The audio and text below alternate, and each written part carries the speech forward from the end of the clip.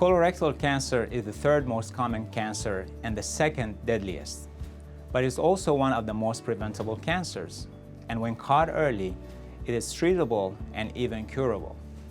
Colorectal cancer typically occurs in people over age 50, but also can affect younger people. It doesn't always cause symptoms until it is an advanced stage. That's why screening is so important.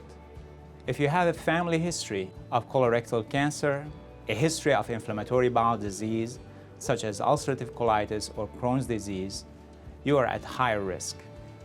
Other risk factors are personal history of cancer or polyps and certain inherited gene syndromes. African Americans are also at greater risk. While you can't control these factors, there are some things you can do to lower your risk. First, get screened. Regular colorectal cancer screening should begin at age 45 or earlier if you have certain risk factors. While there are many methods, a screening colonoscopy is the gold standard to detect cancer early. At Sharp, we use the latest techniques to minimize discomfort, and the procedure takes less than an hour. Sharp is also the first in San Diego to use endoscopic submucosal dissection, or ESD, to remove large polyps during a colonoscopy in order to avoid surgery. Second, get moving.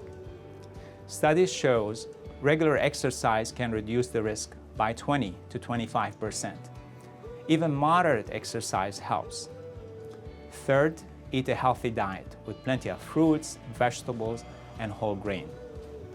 Reduce the intake of red and processed meats like cold cuts, hot dogs, and bacon, which are linked to colorectal cancer. Fourth, avoid smoking. Smokers are more likely to develop colorectal cancer than non-smokers. And fifth, limit alcohol, which is also linked to colorectal cancer.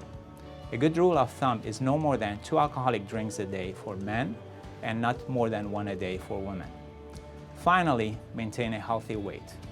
Being overweight can increase your risk of colorectal cancer. Remember, the most important thing to do is to get screened. Talk to your doctor about colonoscopy screening and your individual risk factors. It could save your life.